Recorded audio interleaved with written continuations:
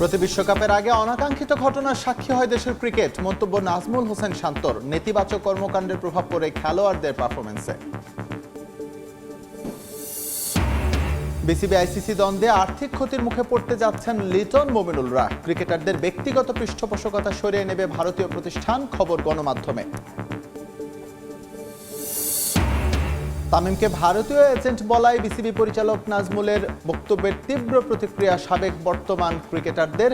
এখনো ব্যবস্থা নেয়নি বোর্ড, ক্ষোভ কোয়াবের। আমরা এটা নিন্দা জানাই। এটা শুধু তামিম ইকবাল না, বাংলাদেশের কোনো ক্রিকেটারকে নিয়েই এই ধরনের মন্তব্য করাটা উচিত। এবং বিশ্বকাপের আগে রোড টু 26 টুর্নামেন্ট দিয়ে হাই ভোল্টেজ প্রস্তুতির পরিকল্পনা ব্রাজিলের। যুক্তরাষ্ট্রে ম্যাচ খেলবে ফ্রান্স ও ক্রোয়েশিয়ার বিপক্ষে।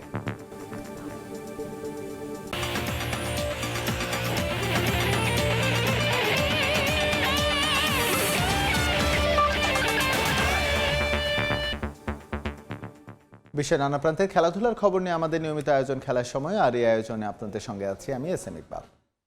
প্রতিটা বিশ্বকাপের আগেই কোনো না কোনো ঘটনার সাক্ষী হয় দেশের ক্রিকেট, যার নেতিবাচক প্রভাব পড়ে ক্রিকেটারদের পারফরমেন্সে। এমন মন্তব্য করেছেন নাজমুল হোসেন শান্ত। তবে ক্রিকেটাররা এসবের বাইরে গিয়ে পারফর্ম করার চেষ্টা করে বলেও জানান তিনি। রেজাল্ট যদি আপনি দেখেন, কোনোবারই আমরা অনেক ভালো ক্রিকেট খেলি না। আমাদের গত বছর আমরা ভালো ক্রিকেট খেলেছি, বাট আরও ভালো সুযোগ ছিল গত ওয়ার্ল্ড কাপে, বাট আমরা পারিনি। কিন্তু আপনি দেখবেন প্রতি ওয়ার্ল্ড কাপের আগে কিছু না কিছু ঘটে আমাদের। সো এই জিনিসগুলো আমি অ্যাজ এ প্লেয়ার হিসেবে বলতে পারি, 2-3টা ওয়ার্ল্ড কাপ যাই খেলছি আল্লাহর রহমতে ইফেক্ট পড়ে। এখন আমরা ওই যে অ্যাক্টিং করি যে না আমাদের কিছু হয় না, আমরা হেভি প্রফেশনাল ক্রিকেটার। তো এটা আপনারাও বোঝেন যে আমরা অ্যাক্টিং করি, এটা ইটস নট ইজি। সো আমার কাছে মনে হয় যে প্লেয়ার স্টিল চেষ্টা করে যে ওইটাকে কীভাবে দূরে রেখে আমি পারফর্ম করি টিমের জন্য, দলের জন্য। বাট এই জিনিসগুলো না হলে ভালো। বাট এই ব্যাপারটা আমি বলবো যে এটা আবার একটু আমাদের কন্ট্রোলেরও বাইরে। এটা কিভাবে হয়ে গেছে আমি ডিটেলে জানি না, বাট যেটা হচ্ছে এটা আসলে যে আমরা কন্ট্রোল করতে পারতেছি বা পারবো, আসলে কি ওয়েতে কন্ট্রোল করা যেত এই সম্পর্কে আমার আইডিয়া নাই। স্টিল আমি বলবো তারপরে ওই অ্যাক্টিং করে হলেও ভালো মন মানসিকতাটা নিয়ে ওয়ার্ল্ড কাপে যদি আমরা যাই, যেখানেই খেলি ওইখানে চেষ্টা করা উচিত যে কিভাবে আমি দলের হয়ে ভালো করতে পারি। আইসিসির কাছ থেকে সিদ্ধান্ত জানার পর আলোচনায় বসবেন বোর্ড পরিচালকরা। এই মুহূর্তে মিরপুর শেরে বাংলা ক্রিকেট স্টেডিয়ামে আছেন রিপোর্টার তামিম হোসেন। সরাসরি যাচ্ছি তার কাছে।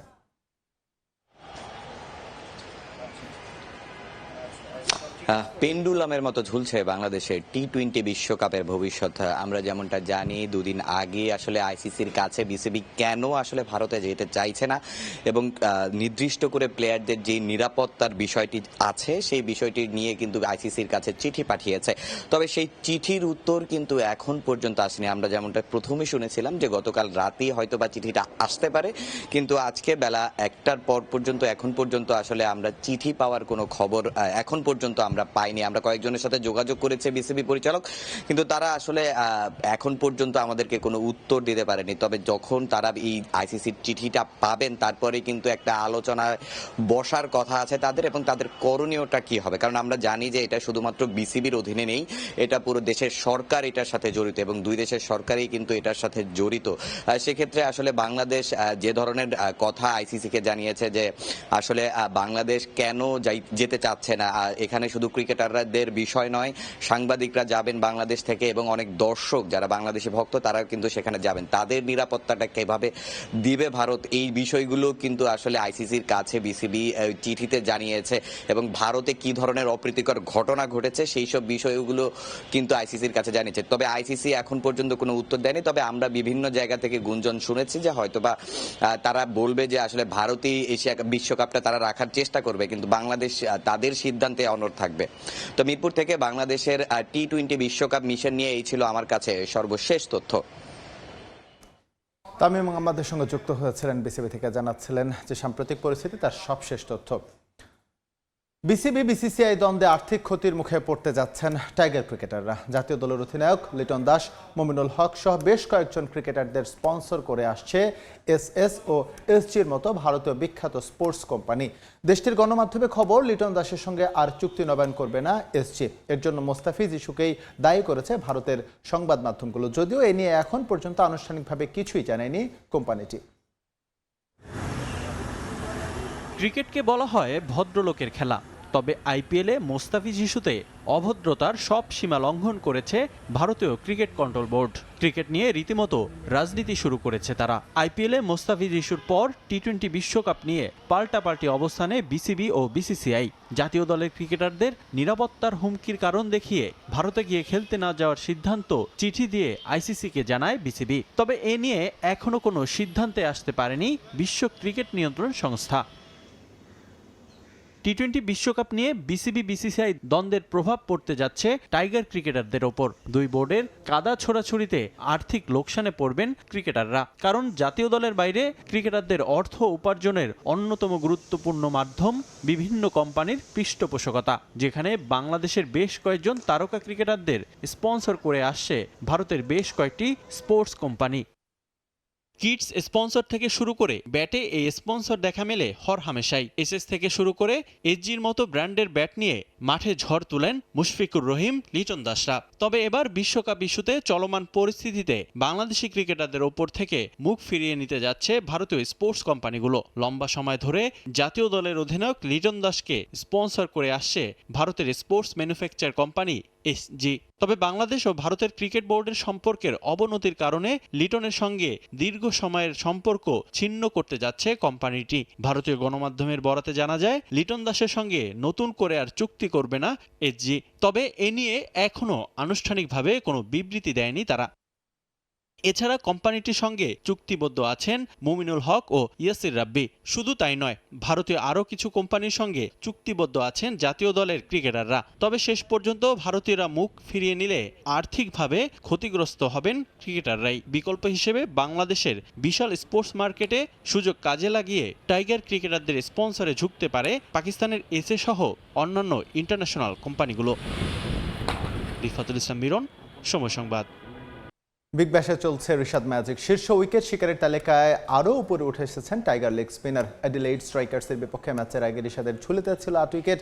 এদিন আগে ব্যাটিংয়ে নেমে 178 রান করে রিশাদের হোবার্ট হারিকেন্স জবাবে দলীয় 8 রানে 4 উইকেট হারিয়ে শুরুতেই বিপর্যয়ে পড়ে অ্যাডিলেইড। তাদের বিপদ আরও বাড়ান রিশাদ। টাইগার লেগ স্পিনারের ঘূর্ণিতে দিশেহারা হয়ে পড়ে স্ট্রাইকার্সের মিডল ও লোয়ার অর্ডার।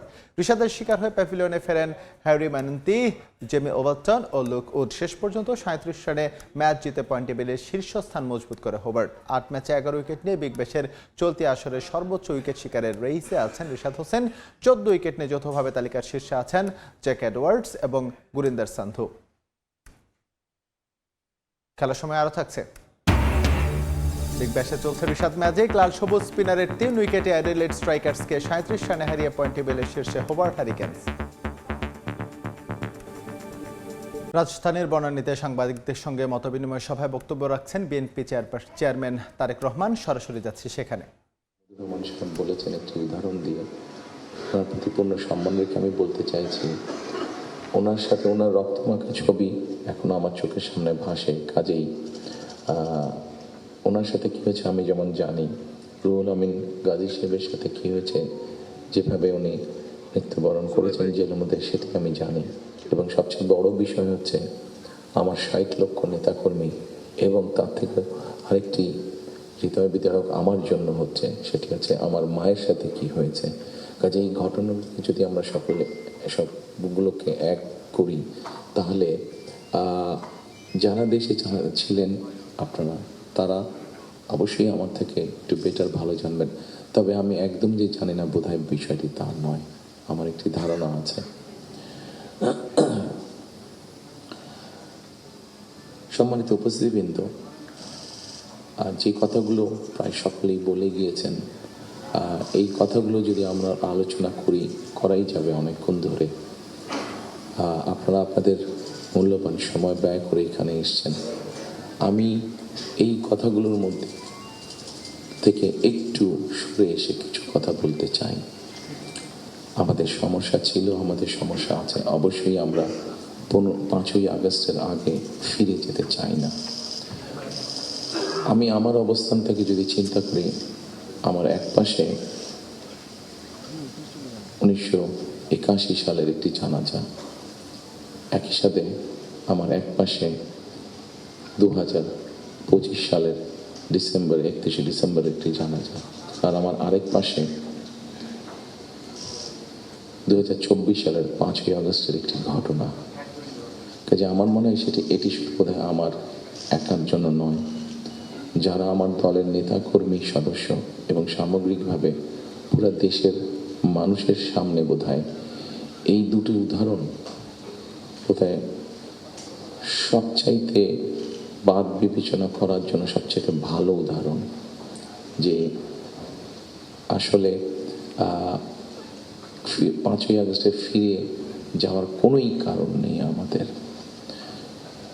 প্রিয় উপস্থিতিবৃন্দ, হিংসা, প্রতিশোধ, প্রতিহিংসা একটি মানুষ, একটি দল বা যেভাবে আমরা বিবেচনা করি তার পরিণতি কি হতে পারে আমরা দেখেছি 5ই আগস্ট।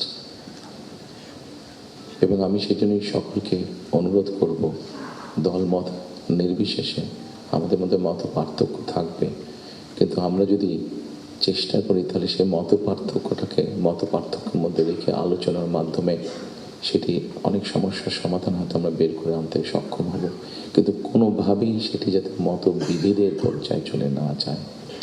মত বিভেদ হলে জাতিকে বিভক্ত করে ফেললে কি হতে পারে আমরা দেখেছি। আজকে সেই জন্য অনেকের মুখে অনেক হতাশার কথা আমরা শুনি, কিন্তু তারপরেও আসার কথা হচ্ছে যে তাদের কাছে ভবিষ্যতের চিন্তাও আছে, ভবিষ্যতের পরিকল্পনা আছে।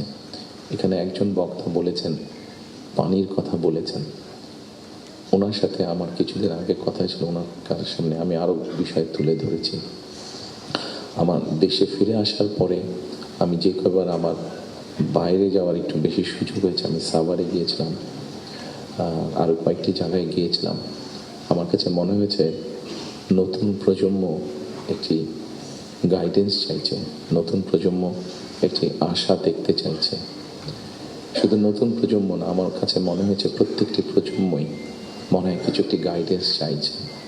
আমরা যারা রাজনীতিবিদ করি আমাদের কাছে হয়তো অনেক প্রত্যাশা, সকল প্রত্যাশা হয়তো বা পূরণ করা সম্ভব নয়, কিন্তু আমরা রাজনীতিবিদরা যদি 1971 সাল, 1990 সাল, 2004 24 সালের 5ই আগস্ট এই সবগুলোকে আমাদের সামনে রেখে আমরা যদি দেশের স্বাধীনতা, দেশের সার্বভৌমত্বের জন্য কাজ করি, তাহলে নিশ্চয়ই আমার কাছে মনে হয় একজন রাজনৈতিক কর্মী হিসাবে আমি দৃঢ়ভাবে বিশ্বাস করি আমরা জাতিকে একটি সঠিক ডাইরেকশনে নিয়ে যেতে সক্ষম হব। আমি জানি না এটা কতটুকু রিলেটেড, একটি ছোট ঘটনা আপনাদের সামনে তুলে ধরতে চাই। আমাকে চিকিৎসার জন্য এই দেশ থেকে 2008 সালে চলে যেতে হয়েছিল যুক্তরাজ্যে। 2008 সালে যাওয়ার পরে 2010 সালে সেখানে প্রথম একটি নির্বাচন আমি দেখেছিলাম। তো যেহেতু সেটি নির্বাচন ছিল, স্বাভাবিকভাবে রাজনৈতিক কর্মী হিসাবে আমার একটা ইন্টারেস্ট ছিল। টিভির সামনে বসে আমি ডিবেট দেখছিলাম। সেখানে দুজন নেতার মধ্যে, দুটি মেইন দলের নেতার মধ্যে, লেবার এবং কনজারভেটিভ, অনেকদিন ধরে লেবার ছিল, 2010 সালে নির্বাচনে কনজারভেটিভ আসে। তো দুই দলের দুই নেতার মধ্যে একটি আলোচনা হচ্ছিল। খুব দুঃখজনক হলো, বাংলাদেশ বাদে দিলাম, শুধু ঢাকা শহরের মধ্যেই কোনো অ্যাম্বুলেন্স সার্ভিস নেই। গত 54-55 বছরে আমরা মানুষের চিকিৎসা সেবার জন্য অ্যাম্বুলেন্স সার্ভিস গড়ে তুলতে সক্ষম হইনি। এটি খুব দুঃখজনক ব্যাপার। তো এই অ্যাম্বুলেন্স সার্ভিস নিয়ে দুই নেতার মধ্যে তখন কথা হচ্ছিল। খুব সম্ভবত তখন, যতটুকু আমার মনে আছে, তখন এমার্জেন্সির জন্য অ্যাম্বুলেন্স সার্ভিস কল করলে 20 মিনিটের মতন সময় লাগতো আসতে অ্যাম্বুলেন্সের। একজন বলছে 20 মিনিট লাগে, এটাকে আমরা 19 মিনিট করবো। আরেকজন বলছিল যুক্তি তর্ক দিয়ে যে 20 মিনিট লাগে, এটাকে আমরা 15 মিনিটে নিয়ে আসবো। অর্থাৎ একজন 1 মিনিট কমাচ্ছে, একজন 5 মিনিট কমাচ্ছে। এই কাজটি তারা তাদের জনগণের জন্যই করতে চাইছে। আমার মনে হয় এখানে যেটা একটু আগে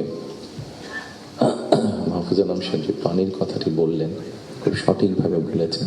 ঠিক এখন যেভাবে চলছে, এইভাবে যদি চলে, আমার যতটুকু ধারণা আগামী 10 থেকে 15 বছর, হার্ডলি 20 বছর পরে ঢাকা শহরে কোনো জায়গায় থেকে পানি আমরা পাবো না। আমাদের বুড়িগঙ্গা নদী সম্পূর্ণ রকম পলিউটেড, 100% পলিউটেড। শীতলক্ষা নদী 50%-এর মতন পলিউটেড। এখন মেঘনা নদী থেকে পানি আনার চেষ্টা করা হচ্ছে, আসছে বোধহয় একটা প্রজেক্ট কাজ হচ্ছে, কিন্তু এটার পানি আগামী 10 থেকে 15 বছরের মধ্যে পলিউটেড হয়ে যাবে। ঢাকা শহরে যে 3.5 কোটি মানুষের মতন মানুষ বাস করছে, এদের কেউ পানি পাবে না। পানির অপর নাম জীবন। সারা দেশে যদি এই সমস্যা শুরু হয়, তাহলে বিষয়টি কত ভয়াবহ হতে পারে। আমার মনে হয় এইরকম বিষয়গুলি নিয়ে বোধহয় এখন আলোচনা হওয়া উচিত, সেটি সংসদে হোক, সেটি বিভিন্ন সেমিনারে হোক, কারণ তা না হলে একটি ভয়াবহ ভবিষ্যৎ আমাদের সামনে অপেক্ষা করছে হয়তোবা, which is very unwanted. সম্মানিত উপস্থিতিবৃন্দ, একই সাথে আমরা যদি একটু খেয়াল করে দেখি, আমাদের 20 কোটির মতন মানুষ এই দেশে, এবং এই দেশে 20 কোটি মানুষের মধ্যে একটি বড় অংশ হচ্ছে তরুণ সমাজের সদস্য। এই তরুণ সমাজের সদস্যদেরকে বিভিন্নভাবে আমাদেরকে উপায় বের করতে হবে কীভাবে তাদের কর্মসংস্থানের ব্যবস্থা, সেটি দেশের ভিতরে হোক, সেটি দেশের বাইরে হোক। আমরা যদি এটি সক্ষম না হই এই কাজটি করতে, তাহলে আমরা 5ই আগস্ট বলি, 90-এর আন্দোলন বলি, 1971 সালের স্বাধীনতা যুদ্ধ বলি, আমাদের মনে হয় খুব সম্ভবত প্রত্যেকটি প্রত্যাশা ধ্বংস হয়ে যাবে। এখানে একজন সংবাদকর্মী, নারীর নিরাপত্তা বা নিরাপত্তা নিয়ে কথা বলেছেন উনি। আমরা মনে করি নিরাপত্তা শুধু নারীর না, নারী পুরুষ উভয়ের ক্ষেত্রে হওয়া উচিত। ছোট যদি একটি এক্সাম্পল দিই, খুব সম্ভবত বাংলাদেশে বছরে 7,000-এর মতন মানুষ, খুব সম্ভব গত বছর 7,000-এর মতন মানুষ রোড অ্যাক্সিডেন্টে মারা গিয়েছে। আমার কাছে বিষয়টি খুব অস্বাভাবিক লাগে। আমার ধারণা আপনারা যদি একটু চিন্তা করেন, আপনাদের প্রত্যেকের কাছে বিষয়টি অস্বাভাবিক লাগবে, কিন্তু ঘটনাটি ঘটছে, কোনো বছর বেশি, কোনো বছর কম।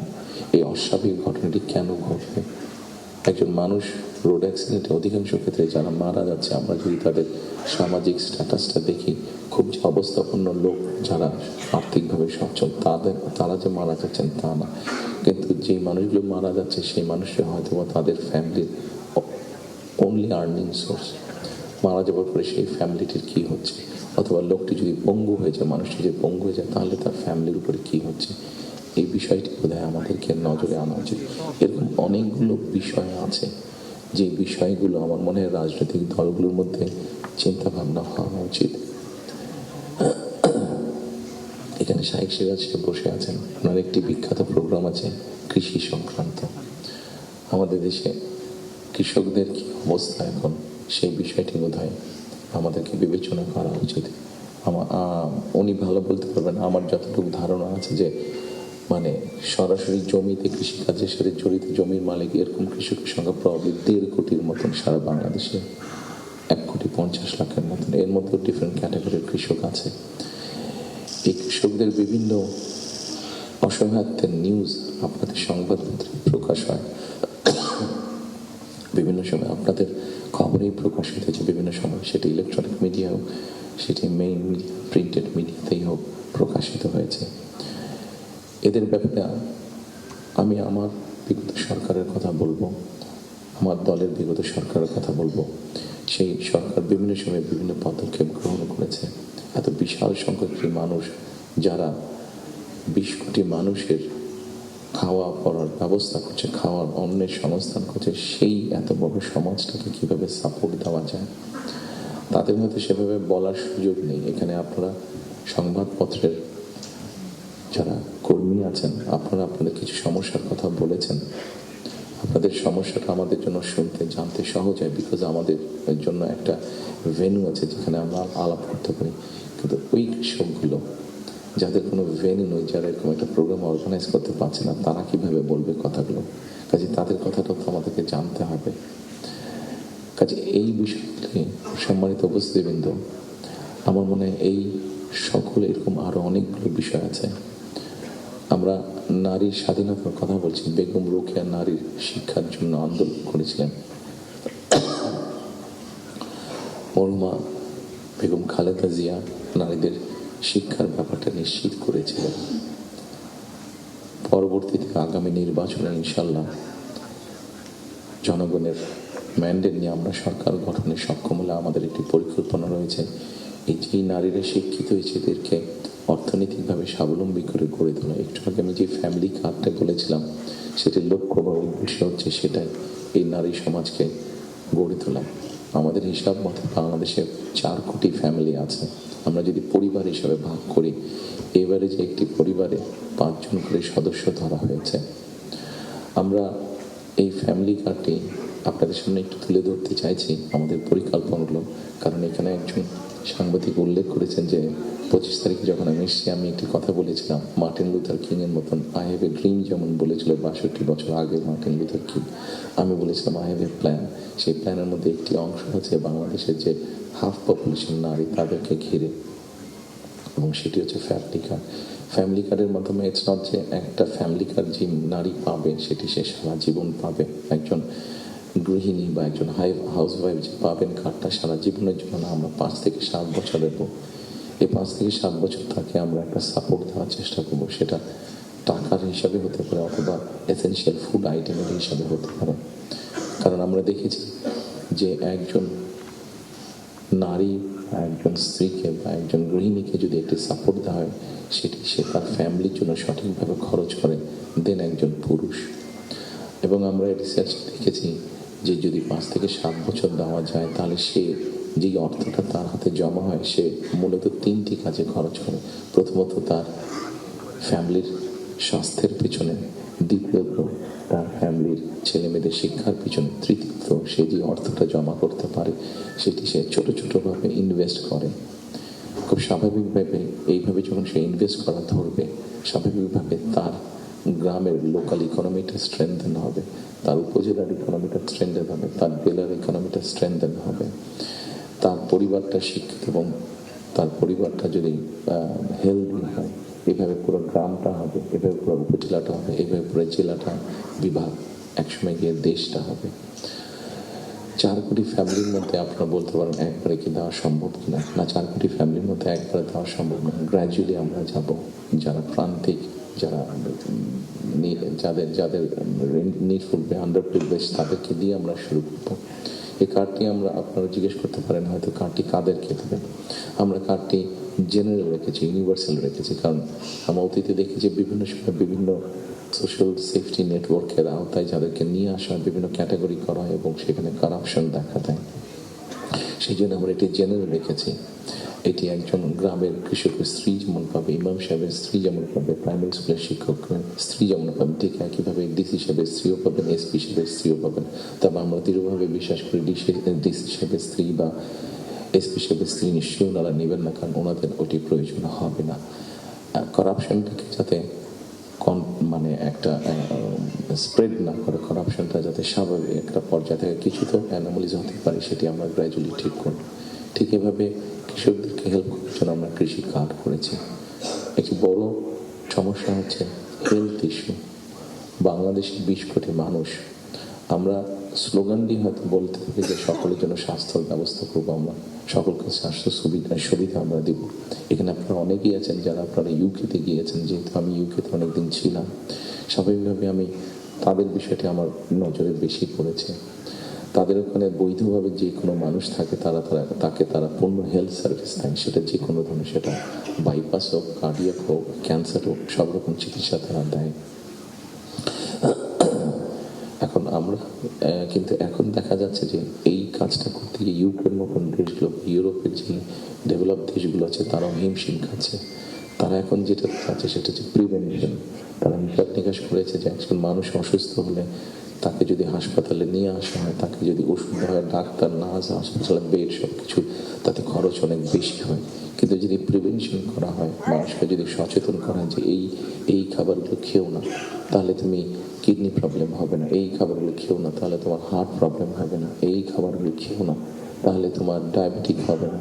মানুষকে যদি এভাবে সচেতন করা যায়, তাহলে দেখা গেছে তাতে রাষ্ট্রের খরচ অনেক কমে আসে, মানুষের সুস্থ থাকে। এবং এটার বেস করে, যেহেতু ইউরোপে এই কাজটা চলছে, এটার উপরে বেস করে আমরা হেলথ কেয়ারার অ্যাপয়েন্ট করতে চাই। এবং এই হেলথ কেয়ারের অ্যাপয়েন্টের আরেকটি মূল লক্ষ্য উদ্দেশ্য হচ্ছে এরা যেরকম বেসিক ট্রেনিং পাওয়ার পরে গিয়ে মানুষকে সচেতন করবে, অ্যাট দ্য সেম টাইম সম্মানিত উপস্থিতিবৃন্দ, আরেকটি বিষয় বোধহয় আমাদের নজরে খুব আনা প্রয়োজন।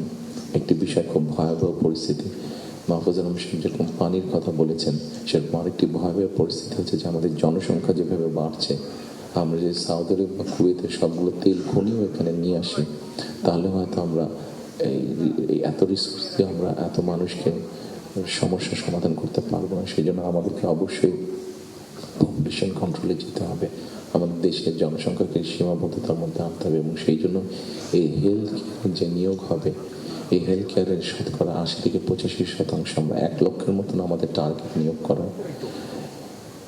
এই হেলথ কেয়ারের 80 থেকে 85% আমরা নারী কর্মীকে নিয়োগ করতে চাই, যাতে নারী কর্মীরা গিয়ে ঘরে ঘরে বোঝাতে সক্ষম হন যে কী জন্য প্রয়োজন হাইজিন মেনটেন করা এবং পরিবারকে সুস্থ রাখা, অ্যাট দ্য সেম টাইম পরিবারকে একটি রিজনেবল সাইজের মধ্যে রাখা পরিবারের সদস্যের সংখ্যা।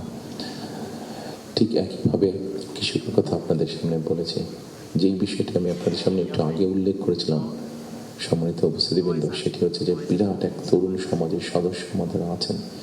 এই তরুণ সমাজের সদস্যদেরকে সেটি গ্রামে হোক সেটি শহরে হোক, বিভিন্ন জনের বিভিন্ন কোয়ালিফিকেশন বা শিক্ষা ব্যাকগ্রাউন্ড আছে, সেটার উপরে বেস করে আমরা ভোকেশনাল টেকনোলজিক্যাল ইনস্টিটিউশনকে আমরা মডার্নাইজ করতে চাই।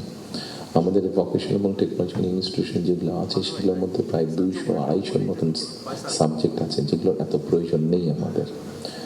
আমরা এর মধ্যে কিছু কাজ করেছি, প্রাইমারি কাজ করেছি, যে নর্মালি যেসব দেশে আমাদের মানুষ যেতে পারবে বা পারে, যেমন তার একটা বড় অংশ হচ্ছে মিডল ইস্ট, সেখানে কী কী কাজের স্কোপ আছে আগামী 5 থেকে 10 বছর।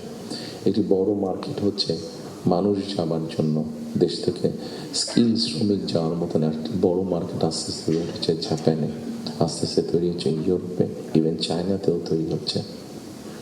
আমরা মোটামুটিভাবে একটি অ্যানালাইসিস করে দেখেছি কী কী ধরনের মানুষ এখানে যেতে পারে, সেটার উপরে বেস করে আমরা আমাদের ভোকেশনাল ইনস্টিটিউটগুলোকে আমরা সেভাবে মডার্নাইজ করতে চাইছি। আপনারা নিশ্চয়ই খেয়াল করেছেন, যেহেতু আপনারা সংবাদ কর্মী, আপনারা নিশ্চয়ই খেয়াল করেছেন গত কয়েকদিনে আমার সাথে বেশ কিছু বিদেশি ডিপ্লোমেট দেখা করেছেন। ওনাদের মধ্যে যে সকল দেশগুলো এই ভোকেশনাল এবং টেকনিক্যাল ইনস্টিটিউশনে ওনারা অনেক ডেভেলপ, তাদেরকে আমরা বলেছি যে আপনাদেরকে এই সহযোগিতা করতে হবে। ওনারা খুশি মনে আমাদেরকে বলেছেন যে ওনারা এই ব্যাপারে সহযোগিতা করবেন। আমরা যদি আমাদের ছেলেদেরকে, এই মুহূর্তে 8 থেকে 10 লক্ষ মানুষ প্রতি বছর বিদেশে যাচ্ছে, তার মধ্যে প্রায় 6.5-7 লক্ষ মানুষ মধ্যপ্রাচ্যে যাচ্ছে, কিন্তু আপনারা যদি খেয়াল করে দেখেন যে তারা যে যাচ্ছেন মধ্যপ্রাচ্যে, তারা কিন্তু আনস্কিল্ড হিসেবে যাচ্ছেন। তাদেরকে যদি আমরা কিছুটা ভাষা শিখিয়ে দিতে পারি এবং সেখানে যেই কাজগুলো তারা যাচ্ছেন সেগুলোর ব্যাপারে মিনিমাম ট্রেনিং দিয়ে দিতে পারি, তাহলে কিন্তু গিয়ে তারা ওখানে বেটার করতে সক্ষম হবেন। ঠিক এইভাবে যদি আমরা রিসার্চ করে যদি মার্কেটগুলোকে বের করতে পারি, তাহলে দেশের বাইরে আমরা বহু সংখ্যক অ্যাকাউন্ট যে 8 থেকে 10 লাখ অ্যাবাউট 1 মিলিয়ন মানুষ বিদেশে যাচ্ছে, এটাকে খুব সহজে 2 থেকে 3 বছরের মধ্যে পসিবলি 1.5 to 2 মিলিয়ন করা যাবে। 15 থেকে 20 লক্ষ মানুষ করা যাবে। এবং 15 থেকে 20 লক্ষ মানুষ শুধু যাচ্ছেন না, তাদেরকে যদি ট্রেনিং এবং ল্যাঙ্গুয়েজ দিয়ে আমরা পাঠাতে পারি, তাহলে ভ্যালু অ্যাড হবে। এখন যদি কেউ $100 আর্ন করে মাসে, ইজিলি সেটা $300 নিয়ে আসতে পারবো, তাহলে বৈদেশিক মুদ্রার একটা বিশাল অংশ আমরা আনতে পারবো, যেটা দিয়ে আমরা কাজ করতে পারবো। আপনারা যেরকম বিভিন্ন বিষয় উল্লেখ করেছেন, বিভিন্ন দাবি দেওয়া, সেই জিনিসগুলো আমরা পূরণ করতে পারবো। আমরা একটি জিনিস বিবেচনা করছি, এই মুহূর্তে এখন যদি আমরা দেখি আমাদের বৈদেশিক মুদ্রা উপার্জনের রাস্তা মূলত দুটি, একটি হচ্ছে গার্মেন্টস এবং একটি হচ্ছে আমাদের রেমিটেন্স, যেটা প্রবাসীরা পাঠিয়ে থাকেন কষ্ট করে। এইটির সংখ্যাকে আমরা বাড়াতে চাচ্ছি। আমরা একটি চিন্তা ভাবনা করেছি, এর মধ্যে নিজেদের মধ্যে আমরা আলাপ করেছি যে কোনো উদ্যোক্তা যদি একটি ইন্ডাস্ট্রি বা ফ্যাক্টরি সেট করেন, যেটির শতকরা 100 ভাগ পণ্য বিদেশে রফতানি হবে। যেমন কেউ যদি বলেন যে আমি কলমটি তৈরি করবো, কিন্তু এটা not for local market, absolutely for export market, তাহলে আমরা তাদেরকে বন্ডের ফ্যাসিলিটি দেওয়ার কথা চিন্তা করছি। আমরা যদি বন্ডের ফ্যাসিলিটিটা তাদেরকে দিতে পারি, আমাদের হিসাব বলে, আমাদের রিসার্চ বলে, তাতে এক্সপোর্টের সংখ্যা যেরকম বৃদ্ধি পাবে, তাতে উদ্যোক্তারাও খুশি হবে এবং উদ্যোক্তারা যখন এখানে কোনো মিল কারখানা তৈরি করবেন, সেক্ষেত্রে আমরা আমাদের বহু বেকারের কর্মসংস্থান তৈরি করতে পারবো। কাজেই সম্মানিত উপস্থিতির মধ্যে আমি যদি এইভাবে আপনাদের সাথে আলোচনা করি অনেক সময় লাগবে, সময় কম, আপনার প্রত্যেকে ব্যস্ত মানুষ, প্রত্যেকে আপনাদের সময়ের মূল্য আছে। আমি আমার কিছু চিন্তা ভাবনাগুলো আপনাদের সামনে শেয়ার করলাম। আপনাদের এখানে কয়েকটি কথা খুব সম্মুখ উঠে এসেছে যতটুকু আমার মনে পড়ছে। এখানে নয়া দিগন্ত সম্পাদক সাহেব একটু আগে বলেছেন যে আমার প্ল্যানটা পরিষ্কার না। আমার মনে হয় পরিষ্কার না হলেও কিছুটা হয়তো আমি পরিষ্কার করতে সক্ষম হয়েছি। আরও কিছু প্ল্যান আছে আমাদের, যেমন কর্মসংস্থানের ক্ষেত্রে আরেকটি প্ল্যানের কথা আপনাদেরকে উল্লেখ করি। যেমন আইটি সেক্টরে আমাদের অনেক ইয়াং ছেলে মেয়ে আছে যারা আইটি সেক্টরে কাজ করছেন। আমরা স্বৈরাচারের সময় দেখেছি বাংলাদেশের বিভিন্ন জায়গায় আইটি পার্কের নামে কতগুলা বড় বড় বিল্ডিং তৈরি করা হয়েছে, কিন্তু এখনই আমি কিছু পত্রিকার পাতায় নিউজ দেখেছি, গত 2-1 বছর আগেও নিউজ দেখেছি, 2-3 বছর আগে নিউজ দেখেছি যে এই পার্কগুলো অনেক ক্ষেত্রে দেখা যাচ্ছে যে অসামাজিক কাজ হচ্ছে অথবা সেখানে কমিউনিটি সেন্টার হচ্ছে, অর্থাৎ আইটি পার্ক বলতে যাবো যে তার বিন্দু কোনো কিছুই সেখানে নেই। প্রিয় সম্মানিত উপস্থিতিবৃন্দ, আমরা এই আইটি পার্কগুলোকে একটু ডিফারেন্টভাবে নিয়ে আসতে চাইছি। আমাদের বিভিন্ন জায়গায় যে আইটি পার্কগুলো আছে, এই আইটি পার্কগুলোকে আমরা ওই এলাকায় যদি আমরা বের করতে পারি, আমাদের তরুণ সমাজের কারা কারা আইটিতে কাজ করছেন, অনেকেই কাজ করছেন, কেউ কাজ করছেন ডাটা প্রসেসিংয়ে, কেউ কাজ করছেন হয়তো কোনো রকম ডিজাইনিংয়ে, কেউ কাজ করছেন হয়তো অনলাইন শপিংয়ের, শপিং মানে অনলাইন ট্রেড করছেন অনেকে। আমাদের একটা চিন্তা ভাবনা আছে যে এই মানুষগুলোকে একত্রিত করে আমরা ওই আইটি পার্কগুলোকে ফ্রি ওয়াইফাই দেবো এবং তাদেরকে ছোটো ছোটো স্পেস করে তাদেরকে অফিস করে দেবো। এখন হয়তো তারা হলে যারা থাকছেন, যদি স্টুডেন্ট হয়ে থাকেন হলে বিছানার উপরে কাজ করছে, তাহলে মেসে থাকলে মেসের ওই ছোট্ট কোনায় কাজ করছে, অথবা বাসায় থাকলে হয়তো বিছানার উপরে বসে কাজ করছে, অথবা ছোট্ট একটা টেবিল চেয়ারে কাজ করছে। কিন্তু আমরা যদি তাদেরকে একটা স্পেস করে দিতে পারি তাহলে কিন্তু তারা তাদের বিজনেসটা অনেক ফ্লরিশ করতে পারবে এবং স্বাভাবিকভাবে তার বিজনেস যখন ফ্লরিশ হবে সে তখন আরও হয়তো তার মতন আরও কয়েকজনকে একসাথে নিয়ে আরও একটু বড় কোম্পানি করবে। অর্থাৎ এই সবগুলো সম্ভাবনার কথা বলছি এবং এই সম্ভাবনার কথাগুলো অবাস্তব নয়। আমরা চেষ্টা করলে এই সম্ভাবনাগুলো আমরা বাস্তব রূপ দিতে পারবো। ঠিক একইভাবে আজকাল ফেসবুকে গেলে অথবা টিকটকে গেলে আমরা দেখি আমাদের তরুণ সমাজের সদস্যরা অনেক প্রতিভাবান, বিভিন্ন রকম কন্টেন্ট তারা মেক করছেন। এই কন্টেন্ট মেক করতে গেলে সরকারের কিছু পলিসি আছে, যে পলিসিগুলো ঠিক করতে পারলে তাদের জন্য বেটার হবে, তাদের ইনকামটা বেড়ে যাবে। ইন্টারন্যাশনাল গেটওয়ে যে আছে যেখানে কারেন্সি আসে বা যায়, এখানে কিছু সমস্যা আছে, পেপ্যাল সহ এরকম যেগুলো আছে, আমরা এরই মধ্যে তাদের সাথে কথা বলেছি যে কীভাবে এই সমস্যাগুলো সমাধান করা যায়। অর্থাৎ যারা আমাদের অনলাইনে কাজ করবে বা কন্টেন্ট মেক করবে, এরা যে যাবে, এরা যে অ্যাড হবে, যে ইনকামটা তাতে আসবে, সেটা কীভাবে সহজে তাদের কাছে এসে পৌঁছতে পারে, এই ব্যাপারে আমরা তাদের সাথে মোটামুটি আলাপ করেছি। ইনশাল্লাহ আমরা গভর্নমেন্ট ফর্ম করতে পারলে এই ব্যাপারটা আমরা দ্রুততার সাথে করতে তখন সক্ষম হবো এই সমস্যাটার সমাধান করতে।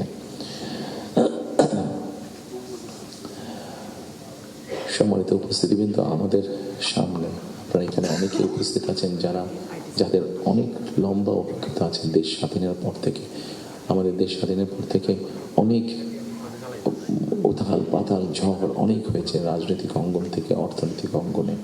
এখানে একজন বক্তা বলে গেছেন যে সামনে আমাদের চ্যালেঞ্জ আছে। একজন রাজনৈতিক কর্মী হিসাবে আমার কাছে মনে হয় সামনে আমাদের অনেক কঠিন চ্যালেঞ্জ আছে, আমাদের মধ্যে বিভিন্ন রকম মত পার্থক্য আছে।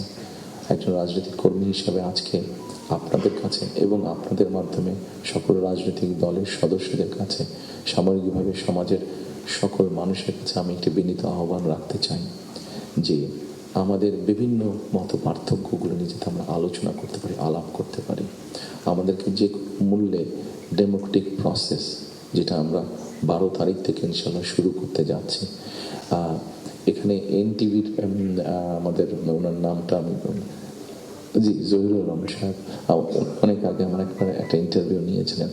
আমি ওনাকে খুব সম্ভবত ওনাকে বলেছিলাম, অথবা মতি ভাই এখানে উপস্থিত আছেন, মানব জীবনের মতি ভাই, খুব সম্ভব ওনার ইন্টারভিউতে আমি বলেছিলাম যে আমাদেরকে যে কোনো মূল্যে হোক ডেমোক্রেটিক প্রসেসটা চালু রাখতে হবে, আমাদের জবাবদিহিতাটা চালু রাখতে হবে যে কোনো মূল্যে, সেটি জাতীয় পর্যায়ে হোক, সেটি লোকাল পর্যায়ে হোক, অর্থাৎ ইউনিয়ন পরিষদ নির্বাচন, পৌরসভার নির্বাচন, লোকাল পর্যায়ে হোক, সেটা কোনো ট্রেড বডির ইলেকশন হোক, আমার ব্যক্তি যেটা বিশ্বাস, আমরা যে কোনো মূল্যে যদি এই যে জবাবদিহিতাটা, গণতান্ত্রিক প্রসেসটা যদি আমরা কন্টিনিউ করতে পারি, অনেক বেগ হয়তো আসবে, অনেক কঠিন হবে, কিন্তু একটা সার্টেন টাইম পর আমরা যদি গণতান্ত্রিক প্রসেসটাকে কন্টিনিউ করে যেতে পারি, তাহলে নিশ্চয়ই আমরা অবস্থার পরিবর্তন ঘটাতে সক্ষম হব।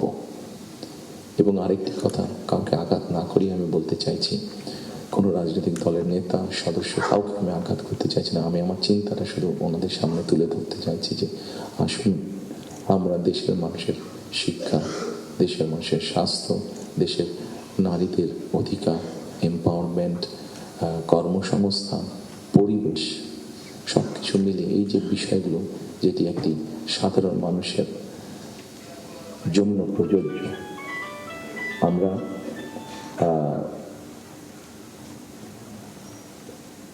অনেকদিন ধরে আমরা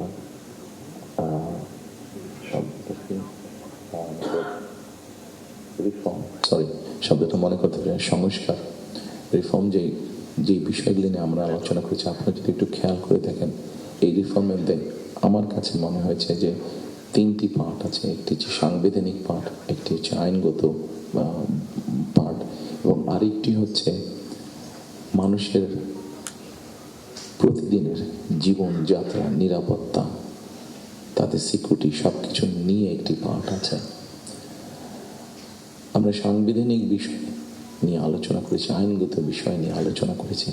আমার মনে হয় মানুষের প্রতিদিনকার প্রত্যেকটি মানুষ, সকল সমাজের প্রত্যেকটি শ্রেণী পেশার মানুষ, তাদের প্রতিদিনকার যে চাওয়া পাওয়াগুলা, প্রয়োজনগুলো, সেটা নিয়ে বোধহয় আমরা আলাপ আলোচনা একটু কম করেছি। আমার কাছে মনে হয় সেই বিষয়গুলি নিয়ে বোধহয় আলোচনা করা উচিত। সেই বিষয়গুলি নিয়ে বোধহয় প্রত্যেকটি রাজনৈতিক দলের আলোচনা করা উচিত। আমরা শুধু রাজনৈতিক বিষয় নিয়ে সেমিনার করছি, সিম্পোজিয়াম করছি, আলোচনা করছি, তর্ক বিতর্ক করছি, অবশ্যই ওগুলো প্রয়োজন আছে, কিন্তু অ্যাট দ্য সেম টাইম আমরা যদি মানুষের প্রতিদিনকার তার চিকিৎসা ব্যবস্থা কী হবে, তার কর্মসংস্থান কী হবে, তার পরিবারের সন্তানদের শিক্ষা ব্যবস্থা কী হবে, তার রাস্তায় বের হলে নিরাপদে সে ফিরে আসতে পারবে কিনা, এইরকম বিষয় যেগুলো আছে, এই বিষয়গুলো নিয়েও বোধহয় আমাদের আলোচনা আরও একটু বেশি হওয়া উচিত। এই বিষয়গুলো নিয়ে বোধহয় আমাদের প্ল্যান প্রোগ্রাম আরও একটু বেশি হওয়া উচিত।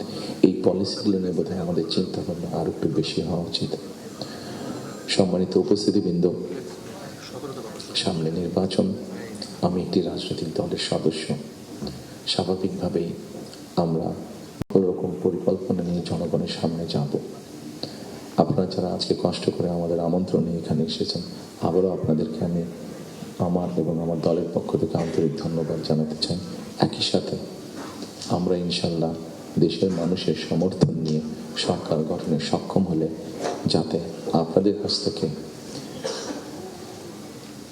কাছ থেকে এমন ধরনের আলোচনা, সমালোচনা আমরা পাই যেটা আমাদেরকে সাহায্য করবে দেশকে সামনে এগিয়ে নিয়ে যেতে। শুধু সমালোচনা করার জন্য নয়, আপনাদের কাছ থেকে এমন সমালোচনা আমরা পাই যাতে আমরা দেশের মানুষের যে সমস্যাগুলো আছে, সেই সমস্যাগুলো যাতে আমরা সমাধান করতে সক্ষম হই, আমরা সরকার গঠনে সক্ষম হলে, সেই প্রত্যাশা রেখে আবার আপনাদেরকে ধন্যবাদ জানিয়ে আমার বক্তব্য শেষ করছি। আসসালামু আলাইকুম। এই ছিল খেলার সময়। এরপর দুপুরের সময় সঙ্গে থাকবেন প্রদীপ চৌধুরী। ধন্যবাদ ইকবাল। দুপুরের সময় নিয়ে আসছি কিছুক্ষণ পর, সঙ্গে থাকুন সময়ের।